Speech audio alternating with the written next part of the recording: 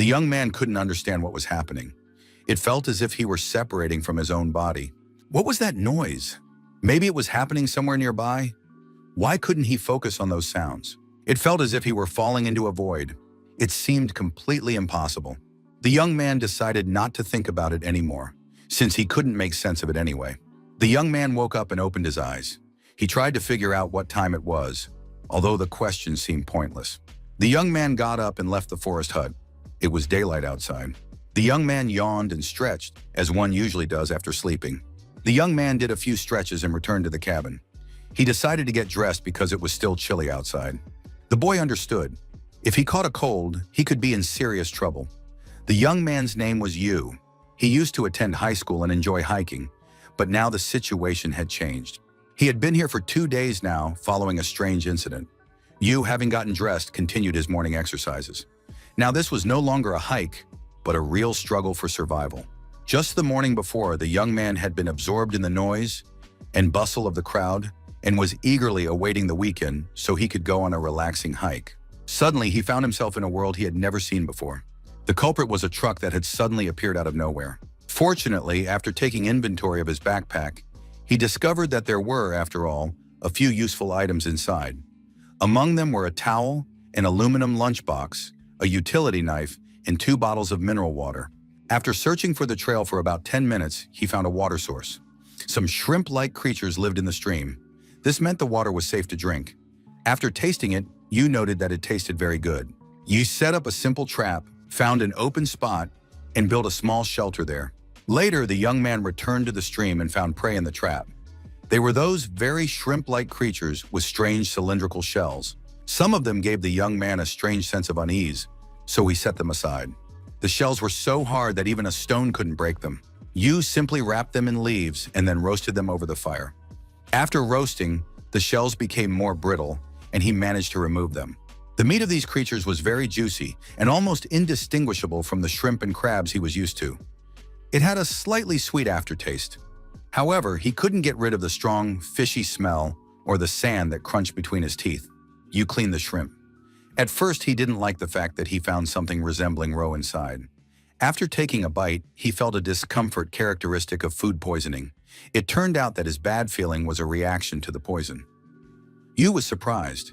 Could it be that he had developed special abilities? The young man thought that there were many things in this world he still had to understand. He decided to begin his investigations today. Today, the protagonist planned to find a hill with beautiful views of the mountains. Finding a village would be absolutely wonderful. In any case, studying the environment wouldn't hurt for his future survival in this world. You saw some strange berries hanging from a tree. They were quite brightly colored. Were they edible? It was a bit risky, but our hero wasn't about to pass up the chance to try something delicious from another world. The young man was curious about what they tasted like. However, he felt a strange chill, and the berries fell from his hands. Yu had already experienced this sensation when he picked up the poisonous shrimp. It turned out he had the ability to sense whether food was poisoned or not. It seemed unbelievable. Nearby, the young man spotted some unremarkable fruits on a bush. In this case, Yu felt nothing. That meant he could try them. The traveler tasted the fruit and was surprised by its flavor. The texture was crunchy, like a nut, and the aroma was strong, like a mango. The aroma was indeed strong, but not as sweet as a mango's. It seemed like an incredible combination. If Yu could describe these sensations in words, he would say that it was extraordinarily delicious. The protagonist decided to take some of these berries with him as a supply. Although the young man was upset by what had happened, it all felt like a waking dream. Nature was beautiful. It seemed as though no human had ever set foot here. The area was full of unknown fruits, vegetables, mushrooms, and strange little animals. You saw a squirrel eating a nut, and he wanted to try one too. Not far from his feet, our hero spotted some mushrooms. He decided to take a few with him as well. In this world, there was something edible everywhere. The young man had developed an ability that helped him identify poison in food. Thanks to it, he could safely try anything unfamiliar. In survival conditions, this ability was like a Midas touch. It allowed him to turn the surrounding forest into a veritable supermarket, where fresh produce lay on the shelves as if waiting for a customer. However, the constant gathering was a bit tiring, as the young man had come a long way. At the edge of the cliff, Yu saw a strange plant with a fruit hanging from it. This fruit was very appealing to him. There was no strong scent, and besides, the boy had eaten plenty along the way, so he wasn't hungry. Why then did he want to eat this fruit so badly? Before the young man's brain could even begin to react, his body was already moving step by step toward the fruit tree at the edge of the cliff. It seemed strange. Should he stop? You live by the principle, don't risk your life for the sake of tasty treats. But it seemed to him that in this case he could reach the fruit without much trouble. If he pressed his whole body against the trunk, he could reach the fruit without any trouble. However, things didn't go according to plan. The protagonist lost his balance and fell from the tree. As he fell, the young man thought, could it be that his suffering wasn't over yet? After his death, Yu was reborn in this world, but he succumbed to the temptation of the fruit. He did something he had never done before, and now it seemed absurd to him. As he fell, Yu thought, if he assumed the right position, he might not die. But if he broke something, the outcome was easy to imagine without medical equipment. Lying on the ground, our hero realized that he didn't want to die after all. He was alive, and that was the main thing. His right arm ached a little. Now he needed to examine it. He could barely feel any pain, but why couldn't he even touch his arm? Yu looked at his hands and was surprised. What was going on? What were those red lights around them? Yu heard the sound of the impact, but felt no pain. It was like some kind of invisible protective shell. It seemed that this was the very reason he hadn't been hurt after the fall. But where did this ability come from? Yu thought, could he have created this shield himself? At some point, the lights around his body disappeared. Yu realized he had gained a new ability. It turned out he was like a video game character. Yu decided he shouldn't get his hopes up too soon. How was he supposed to activate this new skill now? He hoped that the activation wouldn't only trigger in critical situations, like it had on that cliff. You thought that to activate the skill, he needed to try to relax. The young man succeeded. Sparks appeared around his body again. Now he wanted to test just how durable this shell was. He struck the rock with all his might. He felt no pain. There were no injuries on his body, but a crack appeared on the rocky surface. You realized that the shell was much more useful than he had previously thought. The young man decided to call this ability a spell. The protagonist surmised that this ability was somehow connected to those strange shrimp. If we assume that the shell is a special ability possessed by shrimp, then it becomes clear why such a shell cannot be broken with a stone. After being roasted over a fire, the shells became more brittle because the cooked shrimp could no longer activate their ability. After that, the young man ate the shrimp meat and acquired a new ability. This explanation satisfied our hero. He saw a certain logic in it. Gaining new abilities through food is simply wonderful. Yu decided that now he would be able to truly enjoy this world. He would set off on an adventure in search of new flavors, trying every plant and every living creature. Perhaps he would even dare to try dragon meat.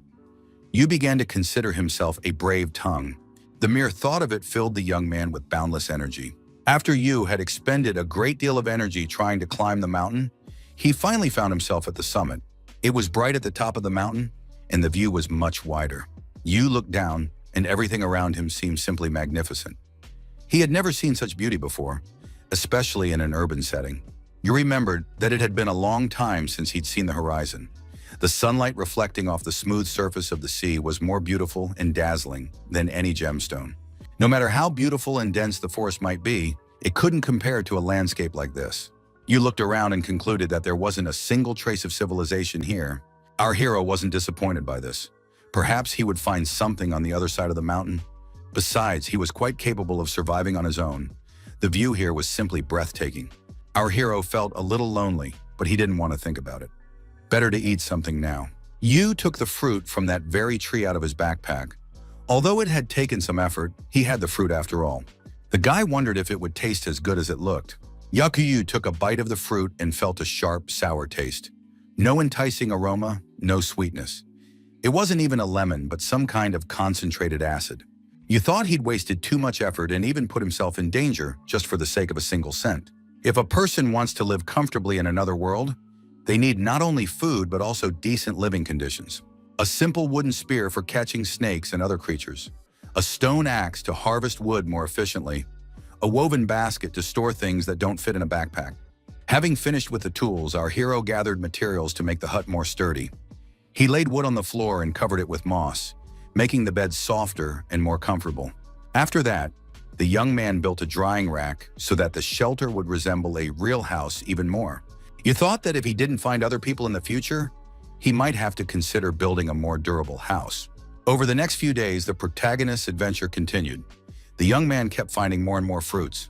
Thanks to his spell skill, he could even gather items from extremely dangerous locations. Yu didn't gain a single new ability, even though he tried many new fruits. Maybe he just hadn't eaten enough, or were new abilities no longer available to him. However, a new problem arose after that. His stomach began to ache severely. Although the young man could identify edible items, he couldn't predict how his body would react to them. Yu decided he needed to pay more attention to food safety. It would be terrible if he couldn't stop vomiting or diarrhea at some point. A day later, the stomach pain subsided, and the young man returned to the tree to check it again. Yu placed his hand on the trunk and concluded that the weather didn't affect the tree. The bark remained somewhat oily and smooth all the time. If you look closely, the tree's roots extend all the way to the foot of the mountain. It's no wonder that some of the vines are so thin and practically impossible to hold on to. Creatures that aren't good at climbing rocks would likely be unable to climb back up if they fell. The tree uses the allure of its fruit to lure prey to the edge of the cliff, causing them to lose their balance. The organisms that fall down are the tree's primary source of nutrients. From above, the protagonist could see a multitude of bones lying below. If not for the spell he had received, he would have become another victim. However, good things were happening around this tree as well. Yu saw a rabbit running past. Using the weapon he had prepared, Yu was able to take down the rabbit. The young man, holding a blood-stained stone axe, said he had succeeded. If you don't bleed the animal immediately after killing it, the meat will develop an unpleasant odor. That's why it's important to do this in time, so the meat tastes better, and then gut the carcass before the internal organs start to rot. Yu unexpectedly discovered that he had acquired the charm of that fruit. This ability attracted various small animals, mostly herbivores, and they all became his food. His feelings were mixed, but the young man believed that he would finally be able to eat meat. He had to decide whether to boil it or fry it. It was a pity there was no salt. Suddenly, the young man heard a strange sound. Whose voice was that? It was a genuine scream of terror. Yu looked toward the treacherous tree. The young man became curious about what had happened here, and he looked down from the cliff. At the foot of the mountain, the protagonist saw a girl lying there. The young man wondered, should he help this person? Compassion got the better of him, and our hero carried the girl to his dwelling. Evening fell, and Yu was already preparing food for two. Sitting by the fire, our hero wondered why she still hadn't woken up. Yu, stirring the soup, thought that this was the first time he had seen such an unusual hair color as this girl's. A few hours earlier, Yu had gone down to the foot of the mountain, approached the girl, and asked if she was all right. There was no answer. Yu brought his fingers to the girl's nose and made sure she was breathing. That was a good sign. He didn't find any obvious head injuries, but there was an abrasion and a small swelling on her leg. It seemed that the stranger's life was not in danger.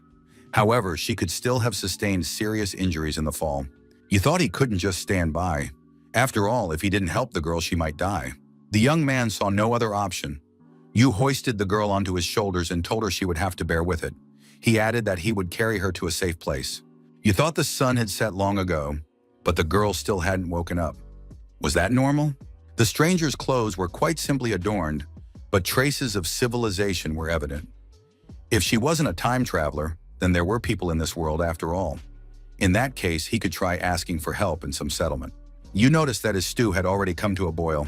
However, the smell wasn't very pleasant. Yu understood that this was to be expected, but it still seemed unpleasant to him. Yu thought that, in any case, he should start by skimming off the foam that had formed on top with a spoon. Yu decided to add a little fennel and let it simmer for a few more minutes. Now the aroma was much better. It was a whole different story. Yu scooped up some soup with a spoon and decided to try it. The guy felt that the unpleasant smell hadn't completely disappeared, but it was still quite tasty. The dish wasn't perfect, but it combined many different ingredients. If you got used to it, the aroma would even seem appetizing. Yu picked a piece of meat from his plate and said that now it was time for the main course. It looks good. I wonder how it will taste. The protagonist tasted the fatty meat, a sweetness combined with the unique aroma of fennel. The unpleasant smell lingered, but it still tasted good. After all, it was real meat. Yu decided to eat another plate while the smell was still bearable. Suddenly, the boy saw a fiery beast emerge from the forest. Yu was surprised. Could this really be the burning wolf? The beast approached slowly. The burning wolf approached the fire and stopped. What was it up to? The beast began greedily devouring the tongues of flame leaping from the fire. Yu was glad that the beast didn't react to him at all. Yu was amazed. Could this wolf really feed on fire? Now there was almost nothing left of the fire. The wolf turned and headed back into the forest. He was surprised. Had the burning wolf simply walked away? The protagonist decided he was lucky. Apparently, humans weren't on this beast's list of favorite foods. You said that a wolf that feeds on fire is a sign of a completely different world. Suddenly, the stranger woke up and sat up on the makeshift bed.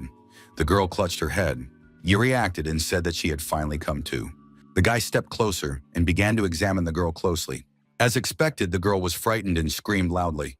You asked her to calm down, promising to explain everything. The young man covered the girl's mouth with his hand and said that if she attracted the attention of wild animals, they could get into serious trouble. You immediately assured her that he wouldn't hurt her, so she shouldn't be afraid of him. Still covering her mouth with his hand, the young man said he would wait until she had completely calmed down. After a while, the young people sat peacefully on opposite sides of the fire. You stirred the coals with a stick. The stranger frowned, her eyes downcast. A mark from the slap remained on the young man's cheek. You thought he understood the girl's fear. After all, if a stranger had covered his mouth deep in the forest, he would have been scared too. The protagonist wasn't angry, but he didn't know how to communicate with her because of the language barrier.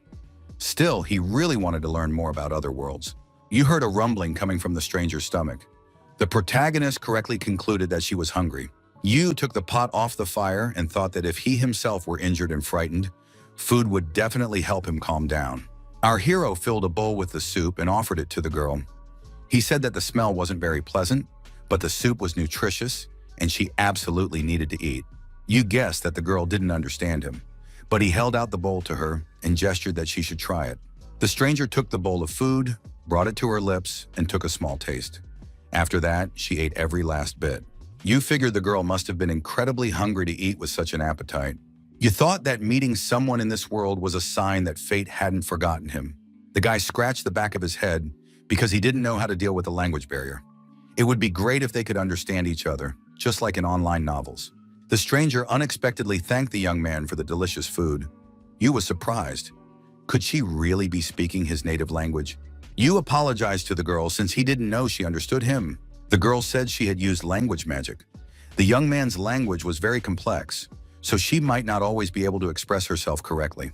You was delighted and said he understood her perfectly. Our hero thought they wouldn't be able to communicate normally for a while. Could such spells really exist? Plus, this girl has a pleasant voice. It's very touching. The girl apologized for being scared of him, even though the young man had saved her. He replied that it was okay since he was a stranger to her. It's perfectly normal to be scared in a situation like that. The young man asked how her wounds were doing now. The stranger replied that she had used healing magic, but it would take about 3 weeks for everything to fully heal. The young man introduced himself and said his name was Yu. He also asked what the girl's name was. The stranger said her name was Kulala. Her parents had given her that name. You noticed that it was quite cold here and offered to help Kulala move closer to the fire. The girl thanked him. You asked why Kulala was here all alone. The girl explained that she had wanted to go into the mountains to gather medicinal herbs, but had gotten into trouble. She had gone without food for several days. When she could no longer bear it, she found a tree and couldn't resist the monster's temptation. You said that Kulala must have suffered a great deal. The young man thought that in this unusual world, people called strange plants and animals monsters. Kulala declared that if it weren't for her savior, she would have already perished. The girl thanked the young man once again. Yu replied that there was no need for thanks. The young man decided that it would be too much if Kulala continued to thank him in every sentence. Our hero said that now he was worried about what the two of them would do next. Yu pointed out that she was injured and offered to help carry her home. Kulala replied that it wouldn't work. Kulala added that her village was on the other side of the mountain. However, there were many terrifying monsters there. Yu decided that in that case, they couldn't act rashly. Even though he was familiar with the area, figuring out a route while carrying an injured person and the necessary supplies was quite problematic. If they took the other path the girl had come here on, it would take a long time. And if something happened, it would be difficult to handle the situation. You figured that Kulala had set aside 3 weeks for her recovery. Kulala thought she was just a waste of food and a burden to this guy. Kulala apologized and said she couldn't go. Couldn't the young man let her stay here a little longer?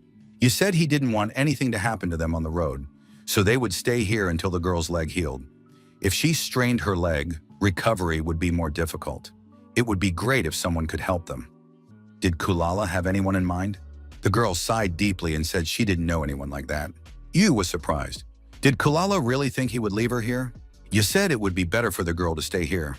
The conditions weren't ideal, but she'd be able to recover. You guessed that the girl wanted to return as soon as possible because she felt uncomfortable being alone with him. The guy noted that he wouldn't stoop so low as to take advantage of a girl in trouble. Yu added that he hoped Kulala would recover soon, and then they would set off together. Kulala remarked that she couldn't help in any way and would only be a burden to the young man. Yu objected and said that wasn't true. He hadn't seen people in a very long time. Meeting her was a real stroke of luck. Besides, he was a real glutton, so her presence would teach him to plan his meals better. Kulala should feel comfortable here. Kulala burst into tears and thanked the young man. Yu asked if she would take him to her village once she recovered. The answer was yes. Night fell. The young people lay down in the hut with their backs turned to each other. Yu lay awake for a while. He thought the girl needed help, but she didn't want to be a burden to anyone. She was truly willing to sacrifice her own well-being. The protagonist wondered why she treated herself this way and who had made her this way. Yu decided he wanted to be with this girl, and with that thought in mind, he fell asleep. Ever since our hero had arrived in this world, he had been alone the whole time. Sometimes he felt uncomfortable, and he didn't know what to do. Kulala's appearance was like a fire lit in the darkness. Yu thought that he would no longer have to go through all of this alone. He needed to protect this fire. The young man decided that tomorrow would be a very difficult day. The next morning, our hero looked around. He decided he needed to find something edible. Now that there were 2 of them to feed, he needed to gather ingredients to last. He needed fruits, vegetables, mushrooms, roots, and nuts. Although edibility was the primary criterion for gathering, the young man still wanted to try new flavors. He spotted fruits he had never seen before. Yu wondered why he hadn't seen these fruits before. Although they hung high up, they still looked edible. Yu stretched and decided to give them a try. The young man jumped high into the air. The attempt was successful. The fruit ended up in his hand. Our hero figured he was getting stronger every day. Maybe it was because of the delicious food? This fruit also turned out to be delicious and somewhat resembled an apple, but it wasn't as sweet. Under the tree, Yu saw a plant he hadn't noticed before. It had a rare and rich color. Yu plucked a leaf and sniffed it. The scent was slightly tart. He didn't get a bad feeling, so the leaves must be edible. He bit off the edge of the leaf and noted that it tasted pretty good. A fresh aroma and a light sweetness filled his taste buds. After that, his fatigue vanished as if by magic. Perhaps Kulala would like it too, so the young man gathered a large amount of the plant. Yu picked a bunch of the plant and decided that would be enough. All that was left was to wrap everything up neatly. The protagonist was recharged with energy, so now he could explore a few more places. The boy found quite a few ingredients, so they'll try cooking some new dishes. However, there was one very important ingredient he still hadn't found. After a while in a small ravine, the young man saw something truly impressive. Its color and shape immediately caught his interest.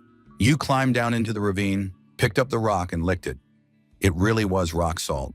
Yu thought, finally he had found the most important ingredient. Finding salt by the sea is no problem, but finding it in the mountains is a real stroke of luck. The young man decided that from now on, their food would taste even better. Yu decided to take a little rock salt with him and come back later for more. The boy noticed some small black dots that were also moving. Yu walked closer and saw that they were mollusks. But why were they on the rock salt? Usually mollusks on land dehydrate and die. However, these were alive. The protagonist couldn't understand the anatomy of the creatures from this world. Yu decided they must be edible. He should put them in a lunchbox so they wouldn't rattle around in his backpack. Our hero hadn't expected today's trip to the forest to be so fruitful. Tonight's dinner would be a feast. Yu greeted the girl and said he was back. Kulala greeted him in return. Yu thanked Kulala for looking after the house. The young man was pleased when someone greeted him. The guy said he'd found a lot of tasty things, so dinner tonight would be excellent. The girl looked at the supplies and was surprised. Is all of this really edible? The young man replied that he didn't know how, but he'd developed the ability to tell what was edible and what wasn't. Kulala said that was amazing and asked what it was. Yu was surprised. Was something wrong? Kulala became interested in the plant. We replied that the leaves were delicious, a little sour, but they had a pleasant aroma. Kulala was surprised and said she had never tried them. It's a magical plant and it's very valuable. The young man hadn't expected such a reaction. After all, he had gathered a lot of plants. Kulala said that this would be enough for one family for at least 6 months. You said that in his world, the average cost for a family was 10,000. Here there were only about 10 leaves. So does one cost a whole thousand? Why are they so expensive? Kulala noted that this was a good question. As she had said, the plant contained magical particles. A magical particle is an element of magical power. Consuming such particles helps speed up the restoration of magical abilities. That is precisely why the magical herb is an important ingredient for mages. A restorative decoction is prepared from it. However, there is a poisonous weed that looks very similar to this plant. The magical herb changes color when it senses magical power. Moreover, it is a very rare plant. Finding such a quantity is simply unimaginable. Our hero didn't think the plant would turn out to be so rare. Kulala said that the plant changes color to remain unnoticed. Could this plant be a chameleon? Will he gain that ability when he eats it? He realized that they had a rare opportunity, so Kulala should eat this leaf to regain her strength. The girl was at a loss because the plant was very precious. Should she really eat it? You told Kulala to stop putting herself down. Even though he didn't know why she spoke of herself that way, he was very glad she was here. Thanks to her, he had learned things he would never have thought of. He was happy to live here with her. The boy asked the girl not to say anything bad about herself. Kulala promised. The young man told Kulala to just eat the plant since it really is delicious. The girl agreed and said she would try it. Kulala's eyes widened, and she declared that it was indeed very tasty. The leaves were crisp and juicy, and a refreshing, light dizziness enveloped her. The girl had never tasted anything like it before. You thought that if he, a man who had tasted so many things in his life, was impressed by the flavor, her reaction was not surprising. Kulala asked if she could eat a little more of the plant. The answer was yes. The young man added that it was time to start on dinner. He suggested making something interesting out of this herb. First, they needed to gather perishable ingredients. They decided to start with the mollusks. But how should they cook them? Kulala said they call them salt clams. You asked what they usually cook them with. The girl noted that these clams are also found near her village. They're usually used as a side dish. They're cooked over a fire right in their shells. They're salty, so no seasoning is needed, though some people dip them in fish sauce. There are also those who eat the clams raw, but then an upset stomach is sure to follow. You replied that he understood. Fish sauce is a fairly ancient condiment. Fish or shrimp are soaked in salt water. Enzymes contained in the fish's organs are used to break down the protein. After a few months, the fermentation process ends, and the sauce is filtered. You thought that the fish sauce the girl had mentioned was similar to the one prepared in his world. They needed to sharpen a few skewers. You asked the girl to do it. The guy said they'd be having skewers today. Kulala really wanted to help, so she was interested in preparing the skewers. The young man washed the ingredients and chopped everything up, including some fruit that looked like bananas. Now it was time to cook everything over the campfire. After that, everything was threaded onto wooden skewers. To make cooking easier, the boy slightly altered the design of the fire and used a stone to prevent anything from burning. Then the young man rekindled the fire, put water on it, and waited for it to boil. He placed the scallops on a stone slab and constantly turned the skewers, seasoning them to taste. The cook added mushrooms and other ingredients to the boiling water. When the stew was almost ready, the protagonist added a little salt. The full meal was ready. The girl was offered mushroom soup, lightly salted scallops, an assortment of skewers, and roasted sweet potatoes. Kulala said it was simply incredible. You agreed that the aroma was truly magnificent. The young man suggested starting the meal with soup to whet her appetite. Kulala thanked him and remarked that her appetite was already ravenous. The girl took a taste and said it had a unique mushroom flavor that paired perfectly with the vegetable broth. You said the kebab smelled simply wonderful. I wonder how it will taste. The young man tasted the meat and admitted that it was very tasty indeed. Even though the only seasoning was salt, the sweet pepper added an interesting sweetness and texture. Our hero had the highest expectations for the clams.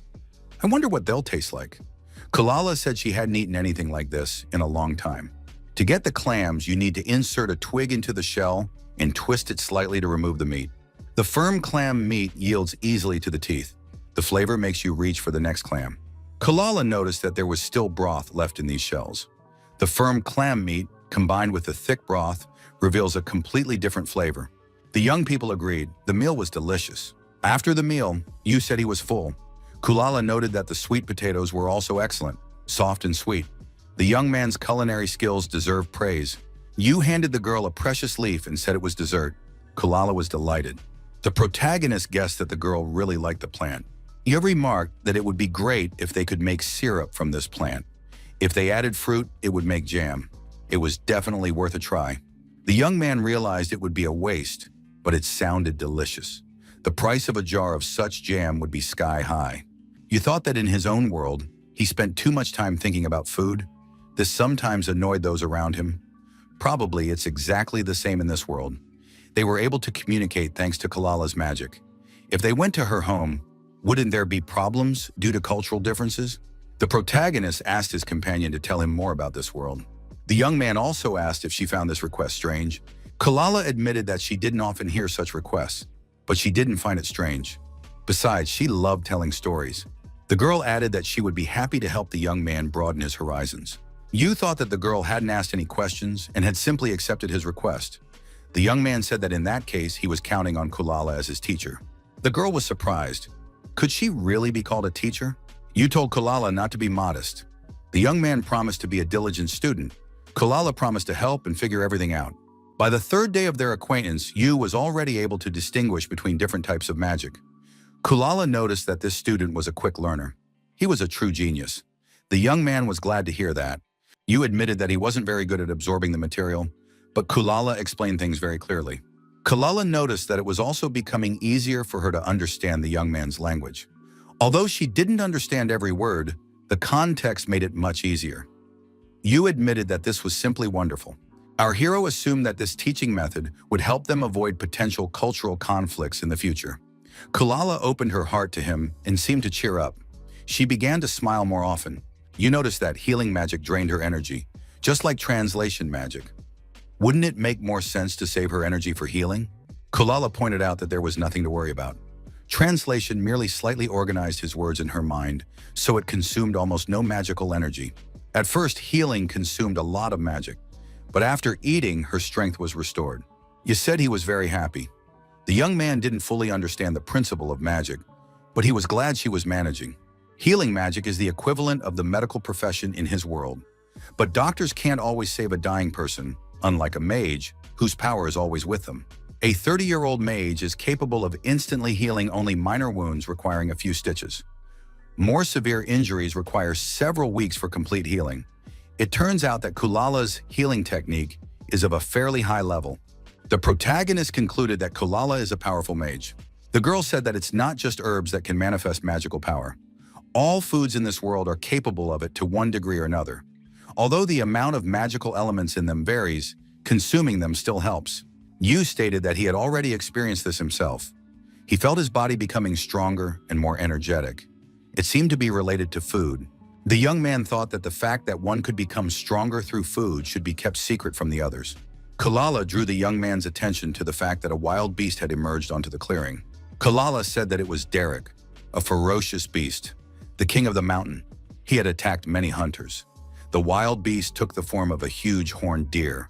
You decided it would not be an exaggeration to say, unlike a wolf, this beast had decided to attack them. They wouldn't be able to defeat it, but they could try to run away. However, the young man remembered that Kalala couldn't run right now. You grabbed a stone axe and thought, even if he could carry the girl, there was no way they could outrun the beast. But he couldn't leave her behind. The protagonist turned around and began to run. Kalala was surprised. The young man shouted for the beast to chase after him. The next moment, the deer turned and charged after the young man. Our hero was scared, but he couldn't run away and leave Kalala alone. However, he didn't know what to do next. Maybe he should try to activate the spell? Yu jumped sharply to the side and the deer raced past him. Under the effect of the acceleration, the young man kept moving for a while longer, causing him to tumble over several times. Yu declared that he had succeeded. He could see even the slightest movements in the area, so tracking the beast's intentions would be no trouble. However, the real battle had only just begun. Despite the beast's strength, the young man decided he could stand up to it if he concentrated. It's one thing to run away, but winning is quite another. The beast looks as if it's consumed by rage. Its horns gleam strangely. Maybe it has some special abilities. You saw that the beast was preparing to attack. It was about to charge into battle. The antagonist managed to dodge, and the stag raced past, leaving trails of dust in its wake. The young man decided that he had succeeded. Now he needed to try to hide. However, with such a powerful strike, it wouldn't be easy to defend himself. Our hero noticed that the deer was breathing deeply and turning its head from side to side. Kulala told the young man to be careful. The beast is gathering energy from outside. Yu was surprised. What was the girl talking about? The deer gathered the necessary energy, mustered its strength, and charged at the young man once more. The protagonist noticed that the deer had become 3 times faster. Our hero realized it was too late to run. The young man jumped high into the air, and the deer raced past him. As he landed, the young man thought that had been dangerous. The body starts moving faster than the brain can react. He realized it was too early to celebrate. The beast would soon turn around and come back. Was there any way to limit its movements? Yu looked at the trees, but they seemed too thin to him. They might shatter into pieces. The rocks weren't tall enough. It would be too easy to jump over them. The young man's gaze fell on a tree, and he decided it would do. If the beast got its horns stuck in the trunk, it wouldn't be able to get free. Yu decided he needed to lure the beast so it would run into the tree at full speed. Our hero stood with his back to the huge tree and began to provoke the beast toward him. He gestured wildly and shouted loudly. The deer lowered its head forward, thrust out its antlers, and charged at the young man. Yu thought he needed to make sure the antlers hit the trunk exactly. At the right moment, our hero jumped aside, and the deer's antlers plunged into the tree trunk. The protagonist realized he had succeeded. Now the beast couldn't move. Its movements were restricted. Using a homemade stone axe, the protagonist swung and struck the beast on the head. The axe couldn't take the impact and broke into pieces. It simply shattered. The young man knew the beast was about to break free. The tree wouldn't hold it. Was this really the end? Suddenly, a sword plunged into the ground in front of the young man. A voice shouted for him to hold on tighter. The young man didn't know who the voice or the sword belonged to, but the weapon was suitable for fighting the beast. The beast freed its horns, hooked the boy, and tossed him high into the air. Yu hit his back against a tree, but he didn't let go of the sword. The young man fell to the ground, his back aching badly. The protagonist got to his feet. He still had his weapon, so he had to fight back. The beast prepared to attack again. Our hero had to make a decision: attack, defend, or run. The young man shouted that he wouldn't give the beast a single chance and struck, gripping the sword firmly with both hands. The protagonist emerged victorious. The powerful beast was slain. Exhausted, the young man sank to his knees and leaned his hands on his sword. He said he had succeeded. The young man was glad to be alive. He felt sorry for killing the animal, but the beast had been extremely ferocious. Yu calmed down and wondered who owned this sword. Without it, he certainly wouldn't have managed. He and Kalala could have ended up as dinner for a deer. The sword's owner turned out to be a girl dressed as a nun. The outfit was elegant and didn't fit the clothing of the people living in these mountains at all. The girl looked young. Maybe she was a schoolgirl? The protagonist greeted her and wondered, where did this girl, the owner of the sword, come from? Suddenly, the girl's legs gave way and she fell. Yu was surprised. What was going on here? Yu ran over and asked if she was okay. Why did she suddenly fall? The stranger replied that she was dying of hunger.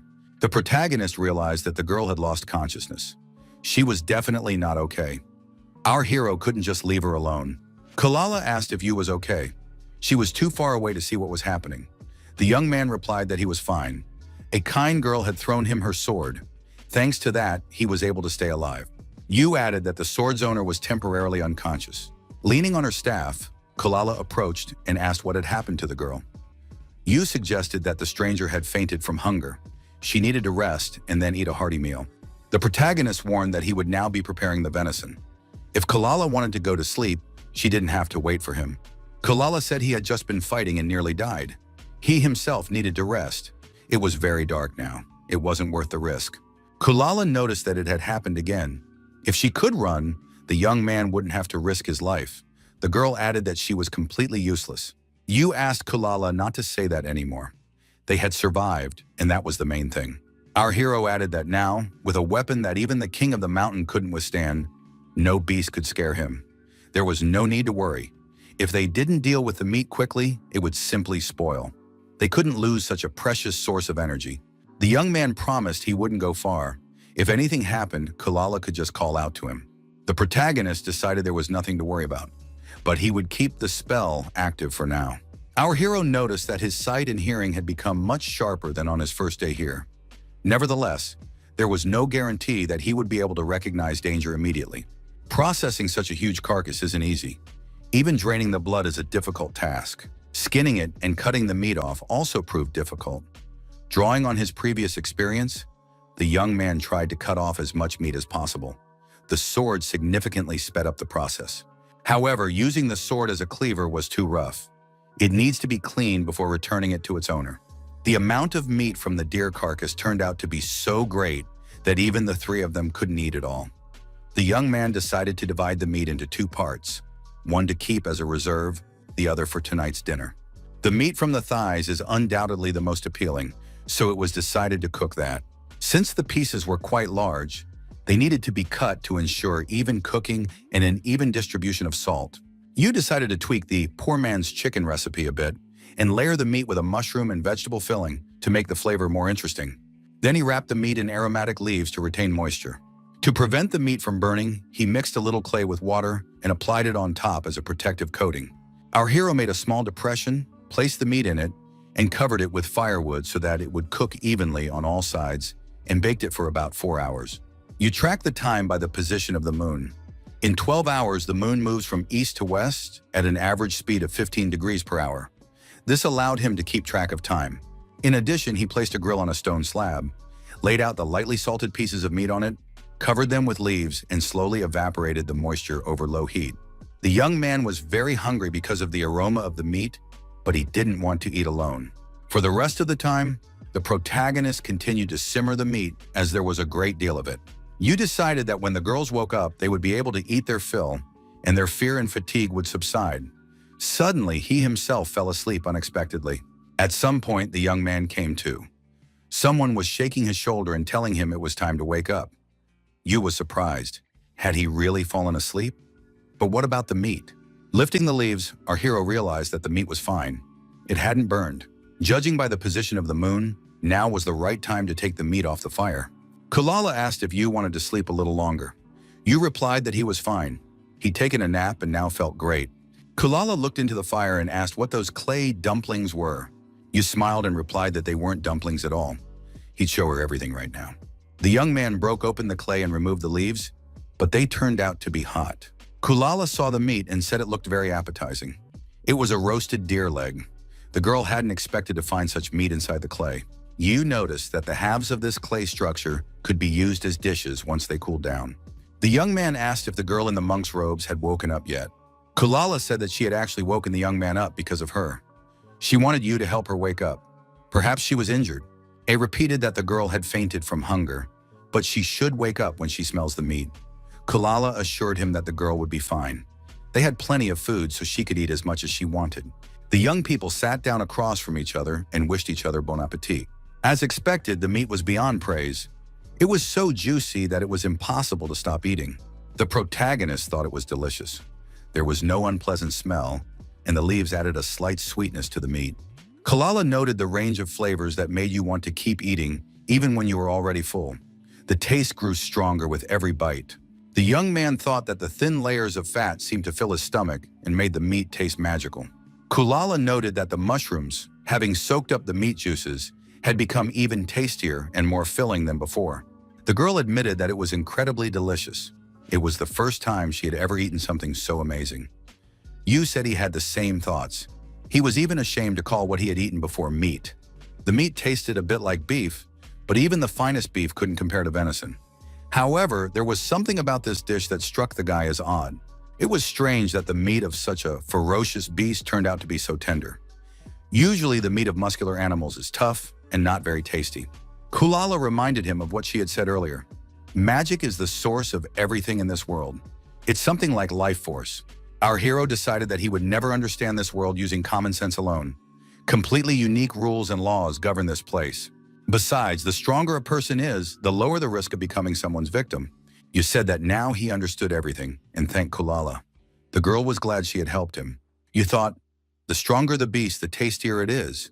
He had never heard anything more romantic in his life. Now he eagerly awaits the adventures to come. The owner of the sword woke up, got to her feet, and said she could smell meat. Where was it? Kulala was startled by such insistence. The stranger apologized and asked if she could have a piece of meat. Kulala treated the girl to a piece of fragrant meat. The stranger thought it was incredible. The taste was simply magical. However, this was no time to give in to temptation. The girl apologized for her rudeness. It was inappropriate to beg for food from her saviors. She couldn't kneel, so this was the only way she could thank them. You told the girl not to say that since she had helped him. Without her sword, he wouldn't have won, so he should be thanking her. The stranger noted that the young man had talent. You thought that her personality didn't match her appearance. You told the girl not to stand around idly. She could tell him about herself over dinner. Kalala noted that there was enough food for everyone. The stranger said the food was delicious. She hadn't thought it was possible to cook such a meal in the mountains. The young man really was a genius. You noted that they had a limited supply of seasonings, so he simply added a little salt during the cooking process. Kalala told you not to be modest. The amount of salt was perfect, the side dish went wonderfully with the meat, and the texture was tender. It was impossible to stop eating. The stranger added that the cooking temperature was also perfect. She hadn't even encountered anything like this in restaurants. You thought these were very high praises and was glad the girls liked everything. The stranger realized she hadn't even introduced herself. The girl said her name was Cartier Froya, and she was a knight of the temple. Kulala and you were surprised. Could it really be a knight of the temple standing before them? The young man thought it sounded simply unbelievable. The very fact that she had ended up deep in the forest and hadn't starved to death seemed very strange. Cartier apologized and said it was all right. After all, they had saved her, so they were allowed to do anything. The girl explained that knights of the temple are people who serve the gods and help others. They enjoy the unconditional trust of those around them. Cartier added that, of course, she'd be happy to tell them about herself. But how was it that they didn't know about the knights of the temple? That seems strange. You explained that he was born far from here, so he knows little about this place. Cartier believed him, since the young man's clothes looked unique. But those were just details. Kulala said she had a question for Cartier. The knight of the temple noted that she still didn't know this girl's name, even though she already considered her a friend. Kulala noted that the question might seem tactless, but how old was Cartier? Kulala added that she'd heard you could only become a knight of the temple after turning 18. Cartier admitted that you can indeed only apply after turning 18. She's already 19, but people still don't believe she's a knight. Kulala apologized. Cartier said she was used to it, since she really did look younger. You suggested that this was a sensitive topic for Cartier. The knight said she was already used to people looking down on her. He remarked that judging a book by its cover was foolish. Cartier wasn't to blame for anything.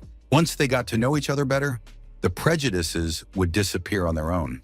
The protagonist remembered that he hadn't introduced himself, so he gave his name as well. Kulala also gave her name and said she was glad to meet them. Cartier thanked them for telling her the names of her rescuers. You advised her to drop the excessive politeness. The young man was happy to meet new friends here and asked what Cartier had been doing here all alone. Cartier admitted that something had indeed happened here, and she had been sent to investigate. The girl noted that she couldn't tell outsiders about secret missions. However, after what had happened, she was ready to make an exception. She asked the young people not to panic, even though people were saying they'd seen a dragon here. You was frightened and wondered how Cartier was going to deal with such a beast. Dragons are always depicted in different ways. Sometimes it's a monster that kidnaps princesses. Sometimes it's one that has awakened from a long slumber and decided to conquer the world. Its existence is always frightening. Cartier said it was just a rumor that a dragon-like creature had been spotted nearby. Perhaps the investigation simply wouldn't confirm it. Kulala remarked that if the dragon really exists, a lot of knights will soon gather on the mountain. Cartier noted that her task was to verify the credibility of the witnesses' statements. She didn't think she might face any danger, especially hunger. The girl admitted that she was actually a city kid with no survival skills. She couldn't find the right path, didn't know what was edible, and was simply wandering through unfamiliar terrain. You asked what Cartier planned to do next. The girl replied that she saw no point in continuing the investigation, but she couldn't abandon the mission either. You suggested that the Templars stay at their camp for a short while. The young man noted that she needed the camp to continue her mission. She wouldn't have to worry about food now. Besides, her sword had already been helpful and could certainly help with future dangers. Cartier thought that if anyone else got eaten, it would be a problem. You told her not to worry. They had enough supplies. Besides, the Knights Templar protect people, so she'll help them. Cartier said she understood. The young people shook hands. The knight said she would stay here for a while to look after her new friends. The young people walked down to the sea. It was a joyful occasion. You thought they should have come here sooner, even though finding the salt had put their search for the new one on hold for a bit. Cartier said the boy looked excited. Did he like the sea that much? The young man remarked that he liked the sea creatures more than the sea itself. However, the sea really is beautiful. It would be great if Kalala were here with them. They need to get back as soon as possible so that nothing bad happens to Kalala. Our hero began to take off his shoes. The young man decided that he needed to catch a fish as soon as possible, and a big one at that. The water was a little cold. However, fishing in the shallow water wasn't difficult. Besides fish, he could also look for crabs and shrimp. You thought that if he looked hard enough, he might even find some shellfish. Cartier said that this place was like the Arctic Circle. The young man asked, "Is the Arctic Circle what you were talking about yesterday?" The girl explained that the polar circle is a region unsuitable for human habitation. These can be areas with extreme cold, heat, humidity, or drought. Cartier thought, how could a resident of this country not know about the polar circle? The monsters living beyond the Arctic Circle are dangerous because they've adapted to the harsh conditions. The dragon she's looking for live there too. The Knights of the Temple are tasked with hunting monsters that escape from beyond the Arctic Circle. You thought that this didn't seem like what he considered the Arctic Circle on Earth. Could there really be so many monsters there? That meant there was plenty of delicious food. Cartier admitted that there really were a lot of delicious monsters there. Hunters of delicacies often perish on such expeditions, and that worried them too. The protagonist thought that the more different kinds of monsters there were, the richer their diet would be. Cartier didn't understand why he asked that, but even knights are forbidden from venturing into such a dangerous place on a whim. The only exception is a mission to search for a missing person. She had gone on such a mission several times. Cartier thought she didn't want to go back there anymore. The protagonist believed that if there was a chance, one should see everything. The girl noticed that she liked the local scenery. However, even in such a beautiful place, terrible things can happen, and something like that had already happened to her. You admitted that the mountains were indeed dangerous, but once you'd experienced their danger, it wouldn't be easy to be scared by anything else. Cartier said she was ready to start. The young man liked her attitude. The girl took off her clothes and was left in a swimsuit. Noticing the young man's gaze, Cartier asked, "Is something wrong?" You thought, even though she's a knight of the temple, she's still a girl. His interactions with the opposite sex had so far been limited to simple conversation. Apparently, she doesn't understand anything. He blushed with embarrassment and covered his eyes with his hand. The young man thought this was inappropriate. However, in any case, he needed to calm down. The tension had to subside.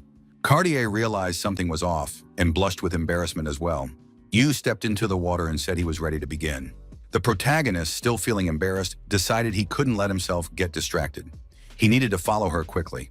The young man dove underwater and realized that the cold water would instantly calm his mind. He needed to dive deeper. The seabed was unique. A little sunlight filtered into the shallow water, making it look like a precious sapphire. You knew that if there were schools of fish nearby, there was nothing to fear. In shape, they differed little from fish on Earth. They were slightly redder and had more fins, but they didn't look strange at all. The diver spotted a plump fish that looked quite appetizing. He could catch it with a spear, but ideally it would be better to keep the carcass intact. Instinctively, the young man clutched his ears. What was happening? That strange sound was about to burst his eardrums. Yu decided he had to get out of there and began swimming vigorously toward the surface. The protagonist broke the surface and began breathing heavily. What kind of fish was that? His ears were still ringing, but his hearing seemed to be fine. Cartier surfaced too and asked if he'd heard any noise. Was everything okay? Yu replied that he was fine. The young man said he had found the fish, but hadn't expected it to make such a piercing sound. The girl realized which fish he was talking about. Cartier explained that when this fish senses danger, it sucks in water, expanding its body, and then makes a loud sound to scare off predators. The young man didn't think such a fish could exist. However, he guessed that it might be very tasty. The protagonist regretted that the fish had swum away, but decided to catch another one. The girl asked the boy to be careful. You thought that the more he learned about this world, the more delicious food he would be able to try. Our hero took a deep breath and dove underwater again. The protagonist decided to look for a fish that looked like it could be caught with his bare hands. Right ahead, our hero spotted a fish that caught his interest. Its color was quite ordinary, but its head looked as if it had been hit. You decided the fish looked funny. It probably wouldn't be hard to catch. The protagonist decided not to think about it anymore. He had just missed one catch, so he couldn't afford to miss this time. The fish sensed danger and began to secrete something. Yu was startled. What kind of poison was this? Some kind of bodily fluid. However, if it had been poison, he would have realized it immediately. The protagonist realized they were bubbles. The fish was releasing tiny bubbles as a disguise. After that, it tried to swim away. However, our hero had other plans, and he threw his harpoon, piercing the fish's body right through. Yu was glad he'd succeeded. He'd always wanted to try spearfishing. He was running out of oxygen. Yu decided he needed to get to the surface quickly. He just had to retrieve his catch. After a while, the young man told Kulala that they were back. Cartier also said hello. Kulala was delighted when she saw that Cartier and Yu had returned. The girl added that she had been worried because they were late. Yu noted that he hadn't caught any big fish, but he'd managed to get something for dinner. Cartier told Kulala to take a look at their catch. There were fish in the basket. Kulala looked into the basket and said it was a baboon, plus 3 of them. That's really cool. Kulala noted that the fish tasted a little bland, but if grilled, it would be very tasty. It's very skittish and can release tiny bubbles to hide from danger. Catching this fish is quite difficult. Yu asked if there was another way to cook this fish. Kulala remembered hearing something about it. If you fry it in oil, it loses its unique flavor. However, if you simmer it over low heat, it should turn out delicious. Yu decided to take a chance and give it a try. Kulala asked what the young man had in mind. His last recipe had been delicious. She was sure it would turn out well this time too.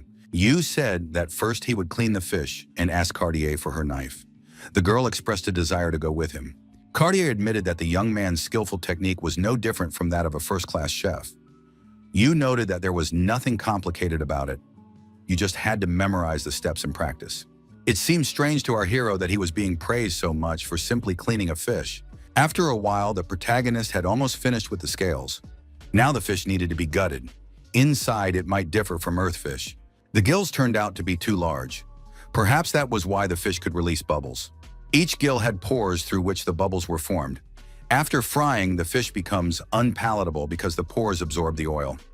Looking at the gills, the girl said they looked disgusting. Yu said he was almost done cleaning the fish. We need to cook the fish while the ingredients are still fresh. A short while later, the fish fillets were ready. Cartier was surprised. Had the young man really filleted 2 whole fish that quickly? He tied the skin together and removed the bones. Yu said that now only the smallest one remained. However, this fish gave him a bad feeling. You thought that since everything had gone smoothly so far, this fish definitely wasn't poisonous. The protagonist decided that he should first cut open the fish's belly. Then the young man looked inside and was horrified. There were many parasites inside this fish. It seems that such things happen in this world. Cartier asked in surprise, "What is that?" The girl said she didn't like that kind of fish. I replied that there was nothing to worry about. They would simply remove the inedible parts. Cartier said she understood. She wasn't very good at cooking. However, if the young man said so, then everything was fine, and she felt relieved.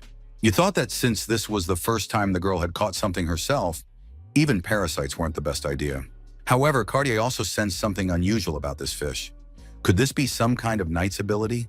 A peculiar sensitivity to danger. The protagonist thought that when eating meat, parasites were an unavoidable thing. Yu asked the girl to bring him a basket from their camp. Cartier agreed, since she could finally be of some use.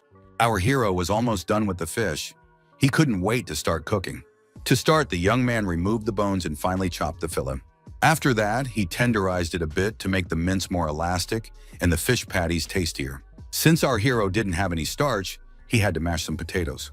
Next, he needed to chop the wild ginger and onions he'd found on his last outing. Then he had to mix the fish, potatoes, onions, and ginger, crack a couple of eggs, add salt, and stir until smooth. After a while, the young man finished this task, so it was time to move on to the next step. You set aside a few more pieces to try a different cooking method. Will everything turn out okay? After a while, the young man approached the girls and asked if the water had come to a boil. Cartier replied that it was just in time. Kulala said that the young man was, as always, doing a great job. You said that now they could start making the fish meatball soup. Cartier asked how he was going to make them. It was the first time she'd heard of this dish, but she could see how it would be prepared. I replied that he didn't have all the necessary ingredients, so he tried to find the closest substitutes. Fortunately, it looked pretty good. The only thing was, the soup had to be eaten right away so the meatballs wouldn't fall apart.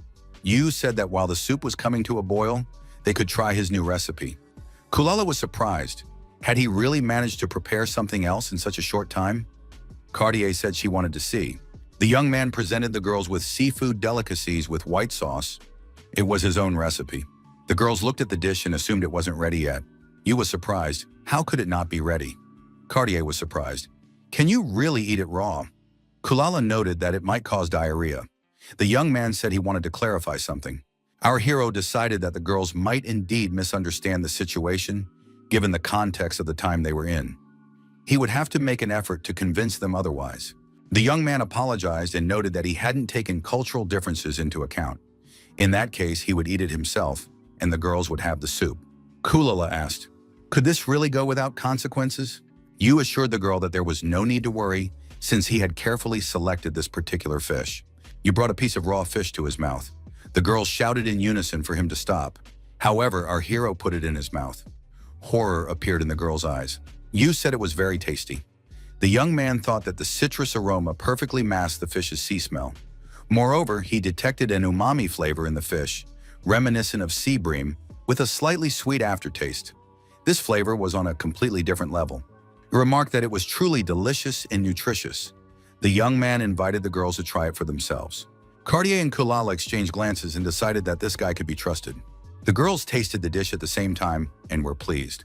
Looking at the expressions on their faces, the young man decided that they spoke for themselves. Kulala remarked that it was the perfect combination of salty and sweet, with a very rich flavor. Cartier noted that there was no fishy smell, just a very pleasant aroma. Kulala didn't think raw fish could be so delicious. How did the young man do it? She hadn't eaten raw fish even when she was very hungry. Waka replied that he had made a sauce using the citrus fruits he had found earlier. Thanks to it, the fishy smell is masked and the flavor becomes much fresher. Cartier said it was simply amazing. Yu was able to pick the perfect ingredients after just one try. Yu suggested that it was because he was trying something new. In such cases, he always thinks about which ingredients would go well with the dish. The young man added that he likes it when his food brings joy to others. The young man noticed that the fish meatball soup was ready too. Now it could be served into bowls. The dish looked pretty good. Yu warned that the soup was still very hot. Kulala remembered that the young man had once mentioned the word nutritious. What was that? He replied that it was something like elements that restore magic. When you're tired, nutritious food helps you recover. The protagonist added that he wanted to tell the girls a story. In the bitter cold, the expedition members found themselves in danger. The only food they had was sea fish living under a thick layer of ice. Everyone except for the local guide died. Their skin and mucous membranes began to bleed.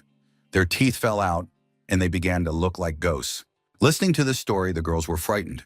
Yu explained that the tragedy was caused by a terrible disease resulting from a lack of vitamin C. Scurvy. Cartier asked the young man to explain why the guide was the only one who survived. Yu pointed out that the members of this group had been eating fish. Cartier was surprised. Didn't the guide eat that fish? Yu asked if the girls knew the difference between the guide and the group members. Cartier wondered what the difference could be. Maybe they ate different kinds of fish. Yu said he would give them a hint. The guide didn't do anything special, but all the other members of the group did this before eating the fish. Cartier was surprised. What could the other members of the expedition have been doing? The girl asked, "Was the guide really the only one who ate the fish raw?" The young man said that was the correct answer to the quiz, since raw fish is rich in nutrients. Cartier asked how raw fish helps prevent scurvy. He explained that scurvy is caused by a lack of vitamin C. To avoid getting sick, you need to make up for the deficiency. Vitamin C is found in many foods, including fish. Kulala said that the others had eaten fish as well. Yu explained that vitamin C breaks down very easily, even upon contact with air. Cartier suggested that the other members of the expedition had cooked this fish. Yu said that was indeed the case. When heated, vitamin C is almost completely destroyed. In the expedition members' country, it was not customary to eat raw fish. It was always cooked. Due to a lack of vitamins, they all fell ill. In addition, eating salted food over a long period of time also increases the risk of getting sick. Yu added that this was precisely why he ate fish with citrus fruits, as they are rich in vitamin C.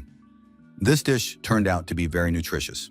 Cartier recalled that researchers are indeed prone to such illnesses, but she didn't think it would turn out this way.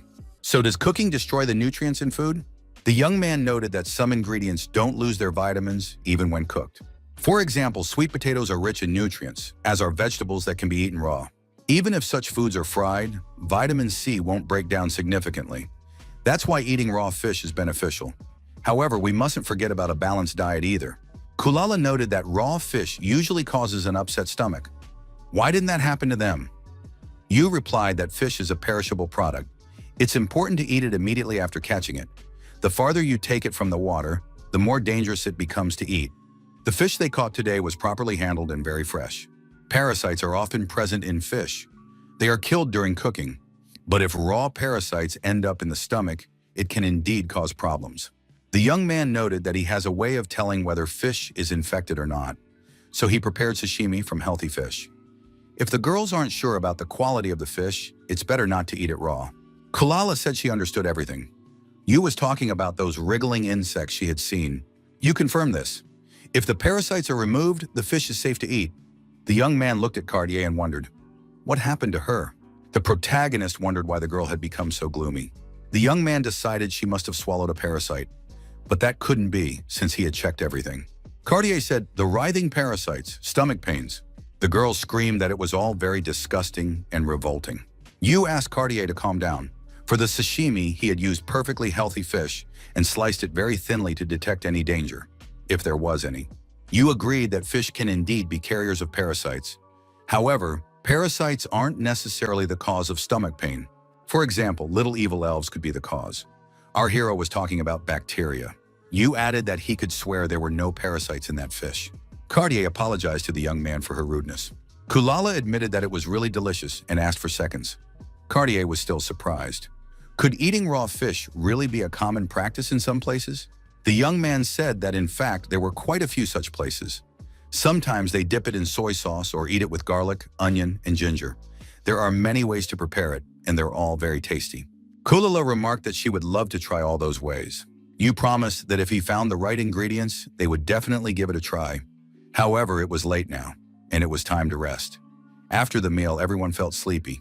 In the morning, the young man tested his abilities and noticed that he could now jump very high. The protagonist decided that he was becoming less and less like a normal person. It was getting a little dangerous. What would happen next? Yu tested his abilities further and noticed that he could now easily shatter rocks with a single punch. Yu noted that his strength had also increased. His ability now even allowed him to shatter rocks. The food our hero ate here made him stronger. Now he has a strong body, good defense, and the ability to lure prey. The protagonist wondered, if he returned home, would he become the strongest person there? Still, using his abilities here was quite easy. Overjoyed, the young man shouted loudly. Cartier was surprised. What was that sound? Could it really be coming from you? The girl saw a strange white creature, as if covered in foam or bubbles. Cartier came closer and realized that it was indeed Yu testing his abilities. However, it looked rather strange. Our hero assumed that this scene really did look ridiculous. No sooner had he thought this than the young man's appearance returned to normal. The guy decided that these bubbles could be used to escape quickly while underwater. However, the bubbles stuck to him, and he hadn't yet figured out how to control this ability. Our hero asked, why was Cartier looking for him? The girl said that Kulala had recovered faster than they'd expected. In 3 days, she'd be back to normal, so they needed to discuss their next steps. Yu agreed that they should return to camp and discuss everything there. Cartier headed for the camp. She didn't want Kulala to wait for them too long. It seemed to the young man that her physical condition was clearly worse than when she first arrived here. What was the matter? At the camp, the young man asked how Kulala was feeling. She was indeed recovering quickly. The girl replied that she was eating well, so her magical power had quickly returned to normal. It was all thanks to the young man. Yu told Kulala that if it weren't for her, he wouldn't have been able to handle that deer and wouldn't have met Cartier. The young man added that something might have happened to Cartier in that case as well. Cartier opened her eyes and apologized. The girl said she had just accidentally fallen asleep. Was someone calling her? You said he wanted to talk to her. What had happened to her? If she wasn't feeling well, maybe she should get some sleep. Cartier replied that she was fine. The young man remarked that if the girl wasn't feeling well, she should admit it. After all, being sick is very bad. If she kept quiet, her illness might get worse, and everyone would have problems. Cartier said she was having trouble sleeping. She didn't want to bother anyone. Last time, she slept well on the day they met. After that, she kept waking up several times a night. Yu apologized. He hadn't realized it was that serious. He hadn't meant to be rude to her. Cartier replied that everything was fine. She thought she could handle it on her own. The young man understood that living in unfamiliar surroundings could indeed affect the quality of one's sleep. The noise, the climate, even a different bed. The girl said it didn't matter. The young man was surprised. Did Cartier really think that sleep problems were trivial? Cartier suggested that it might be because of the bugs. The girl apologized, covered her face with her hand. and added that it really was because of them. She felt embarrassed, but she was genuinely afraid of insects. Caterpillars, termites, beetles. They were all annoying and frightening. She had slept well only on the first day because she was tired, but after that she couldn't. Cartier explained that she constantly felt as if insects were crawling all over her body, and she literally wanted to scream. The young man remarked that she should have mentioned this much earlier. You pointed out that there are ways to get rid of insects. Cartier was surprised. Is that even possible? The young man thought for a moment. How many insects are there here? You agreed that it was impossible to destroy them all. However, he had a method that could solve her problem. They needed ingredients. They had plenty of time, so they would start looking for them today. Cartier could go with him. You promised they wouldn't go far. Kulala could stay here and watch over the house. The girl promised to call out to them if anything happened. During their search, Cartier asked, "What exactly are they looking for?" The young man spotted a plant with large leaves and told his companion that they needed to gather as many as possible. Cartier was surprised. Why did they need them? The protagonist said he was going to build a house. The girl was surprised. Could they really build a house with the tools they had? You gave an affirmative answer. Thin twigs would work for them too. They needed to gather as many as possible. You said they would find the rest of the materials elsewhere. As soon as Cartier gathered everything, she could return to camp. Our hero thought that medium-sized tree trunks were needed to build a log house. They were ideal as building material. The protagonist began chopping down trees using his stone axe. You thought that this axe was sturdier than the previous one, and that made the work easier. A considerable number of trees had already been felled. The young man looked around and decided that this should be enough. There was plenty of wood, but it wasn't worth wasting it. The young man thought that if he needed more, he would chop down trees not far from the camp. You found vines winding around the rocks like ivy. They could be used as ropes. The Cartier knife proved very handy and easily cut through the vines. Gathering the materials wasn't difficult in itself. The problem was getting everything back to camp. The young man decided he needed to do something that might help.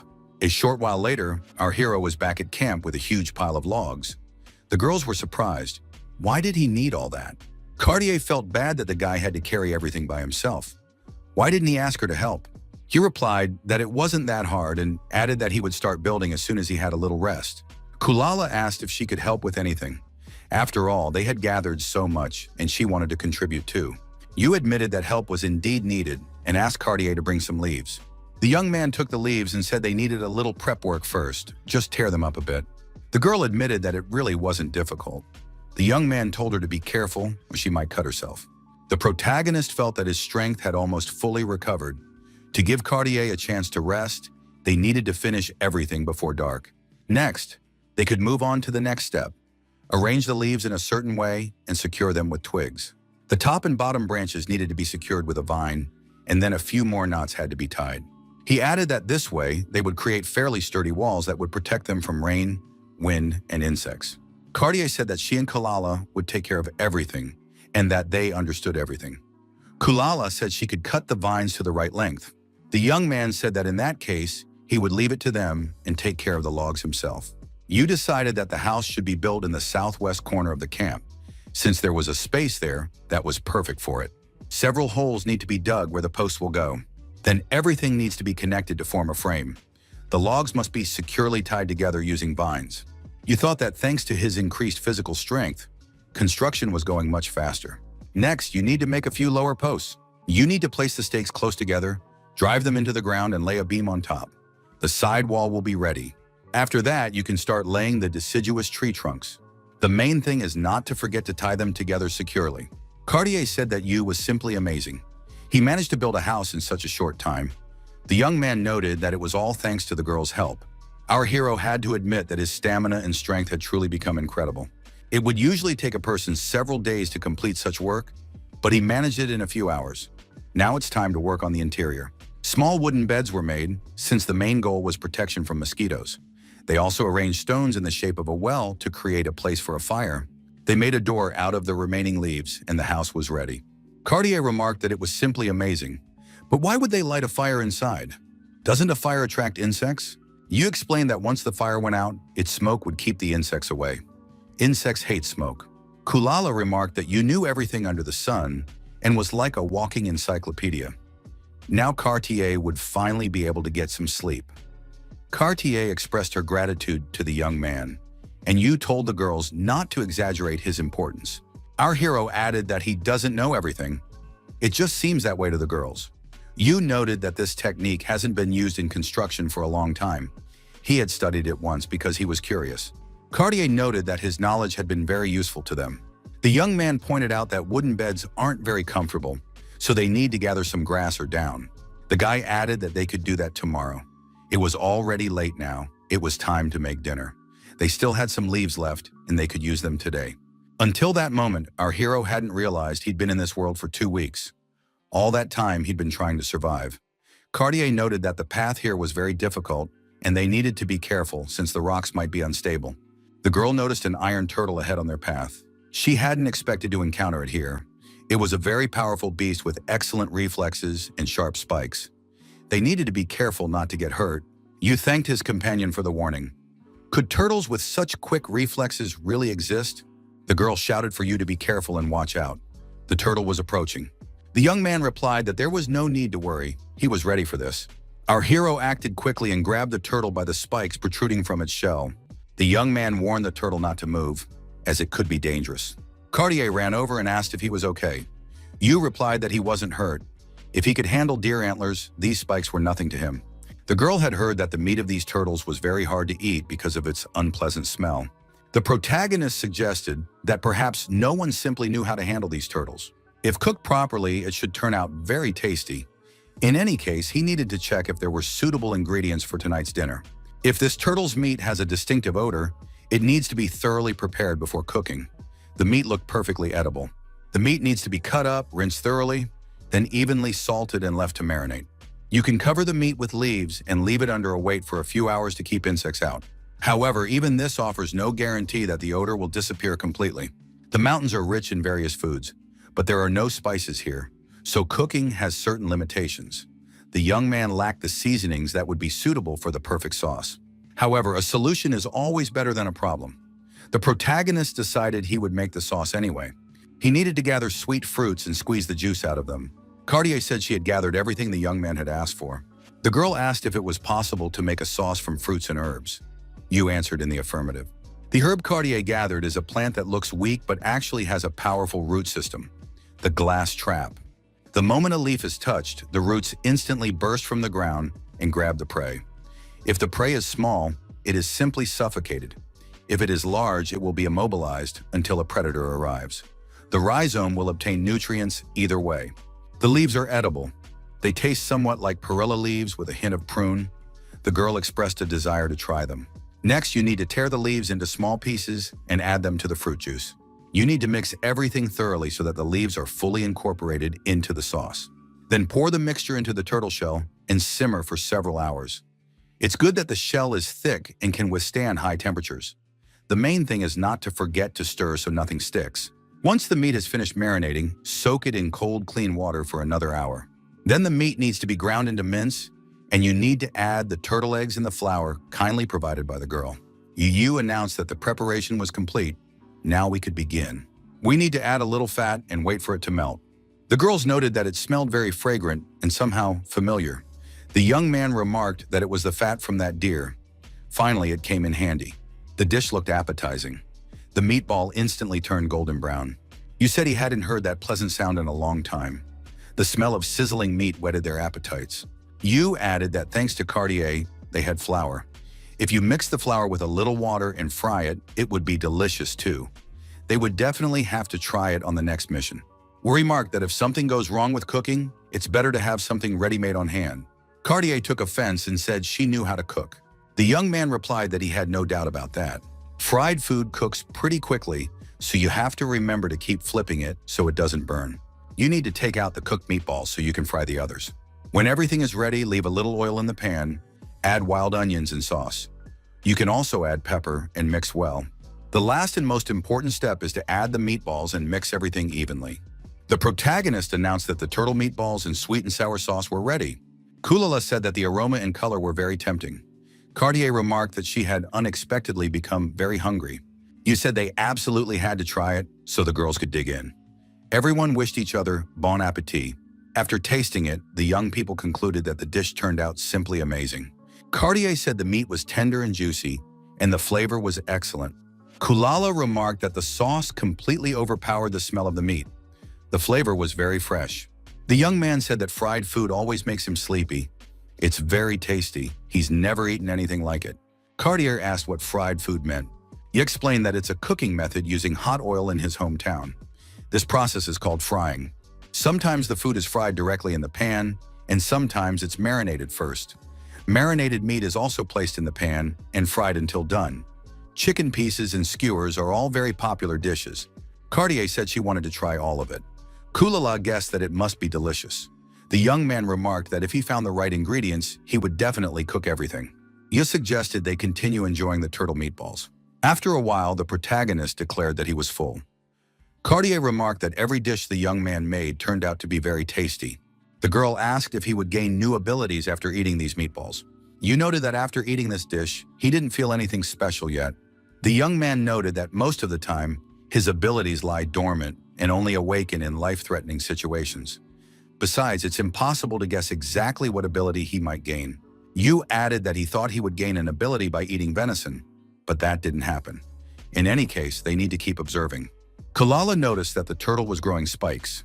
Cartier added that the glass trap also possesses very useful properties. For some reason, the protagonist imagined spikes growing out of his back. No spikes appeared. He couldn't break anything with his foot either. He needed to imagine that his feet were capable of taking root. Again, nothing happened. However, his body began to make suspicious noises. Could it be stomach trouble? Cartier suggested that these might be abilities the young man doesn't need. That's why they aren't manifesting. You noted that the ability to set traps would be quite useful. Perhaps that wasn't the issue. Kulala suggested that they might be using their abilities incorrectly. Maybe they should try combining them. For example, someone should step nearby, and then spikes would spring out of the ground. He replied that there was no point in speculating. They only knew what it might look like. With that knowledge alone, they couldn't activate them. Unexpectedly, Yu said that Kulala might be right. He hadn't even thought that was possible. Cartier noticed that Kulala had suddenly blushed with embarrassment. The girl, making excuses, said she was just very happy. Yu added that they had to try it anyway. The young man decided he needed to feel the energy in his body. Synthesizing abilities is similar to the process of cooking. There, too, he selects the ingredients most effectively. Yoshiu decided to focus the energy on his fingertips. The young man succeeded. A small plant grew before him. Yu asked the girls how he should test the plant now. Should he throw a rock at it? Cartier suggested throwing a bowl instead. Suddenly, the trap was set. The speed was impressive. Thorns appeared above the plant. You said he had acquired the ability thanks to Kulala. The girl objected and added that she had nothing to do with it. Kulala noted that it had simply popped into her head by chance. Suddenly, a loud roar rang out. The young people were startled and tensed up. You wondered what that sound could mean. Could it really be a real dragon? A dragon did indeed fly overhead. For the young people, the dragon's appearance came as a complete surprise. You could see it on their faces. Cartier was the first to break the silence. The girl said she hadn't thought a dragon actually lived here, so her mission had been worthwhile. Yu thought that just one glance from the dragon had taken his breath away, but he shouldn't react that way. The young man took a deep breath. It was a good thing the dragon hadn't noticed them. Kulala declared that she couldn't stay here any longer. The girl noted that if she stayed here, everyone would die. Yu thought that Kulala was right. Dragons are cruel by nature and very protective of their territory. Before, there had only been rumors, but now the young man had seen everything with his own eyes. He assumed that the dragon had long considered this forest its territory. Cartier asked how Kulala was feeling now and how her leg was. The girl replied that she wouldn't make it to the village without help. The journey would take several days. Kulala told her friends to leave her there. That way, they would be able to survive.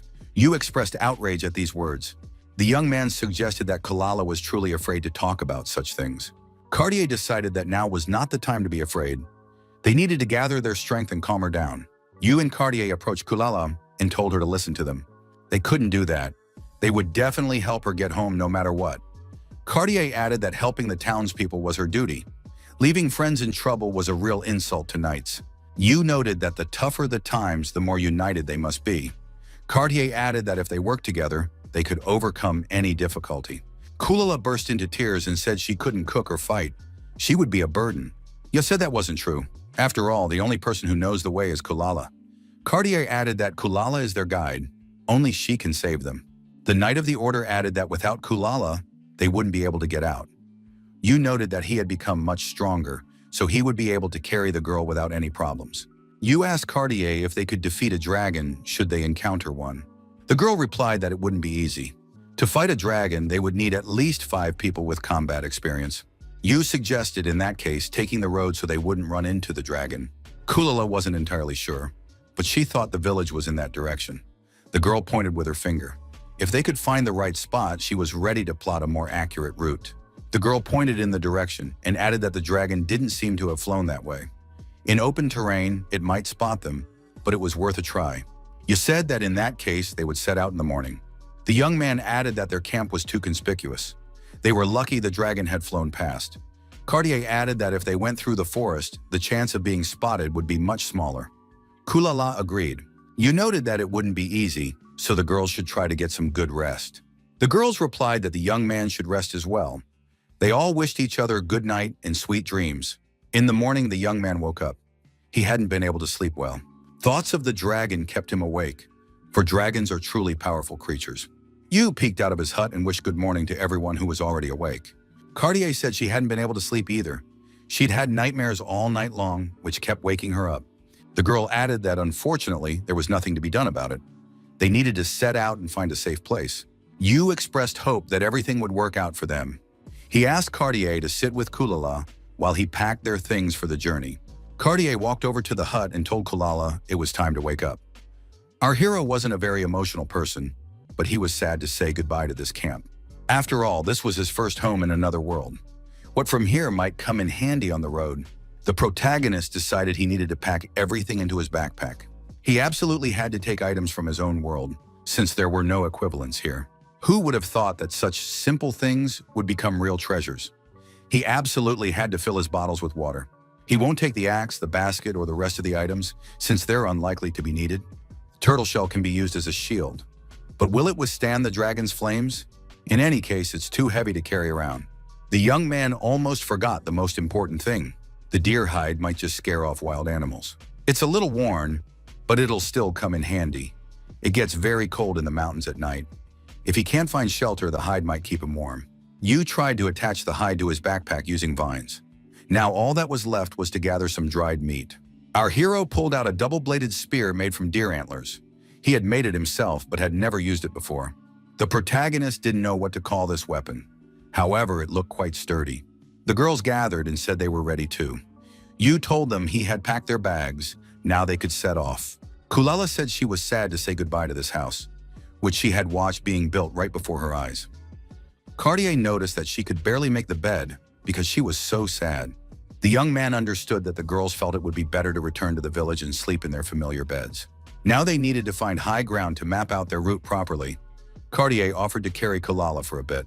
Yu expressed confidence that they were on the right path. The young man looked back and asked how Cartier was feeling.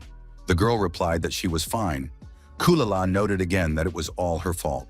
After a while, the young people arrived at their destination. The view was breathtaking. They were surrounded by beauty, but it was a shame they didn't have time to enjoy it. Cartier told Kulala to be careful on the way down. The girl thanked her savior. Yu asked if Kulala could now find her way to the village. Kulala said she needed a little time to look around. The girl pointed in a direction and noted that if they went down that way, they would reach the village. Yu told his companions that they had quite a long way to go. Since they had found the path, now was the perfect time to rest and eat. They told the girl they were all for it. Yu noticed that he still had plenty of dried meat left. Plus, he'd gathered some fruit so they'd have enough to eat. Kulala remarked that this snack looked absolutely delicious. The young man said there was no need to worry about food. Our hero looked into the distance and said that with a view like this, the food tasted even better. The protagonist was curious about what kind of clothes the villagers wore, what their houses were made of, how their society was organized, and whether their way of life differed from what he was used to. The young man was curious about what spices the villagers had, what they used, and which country in this world was considered the culinary capital.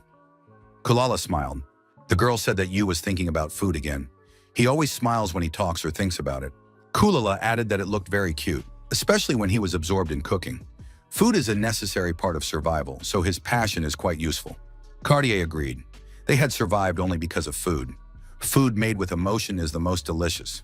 The young man said that this was the first time someone hadn't thought his hobby was strange. He was happy. Kulala asked you to teach them how to cook once they reached the village. If the villagers tried his food, they would be delighted. Cartier added that they were speaking sincerely, without any flattery. The young man thanked them and added that he would definitely cook for the villagers. The young man noted that they needed to eat and walk a little further before it got dark. As evening approached, they would need to find a place to rest and eat again. The girls agreed. You thought his companions would soon be showering him with praise. He was glad to have met such kind people.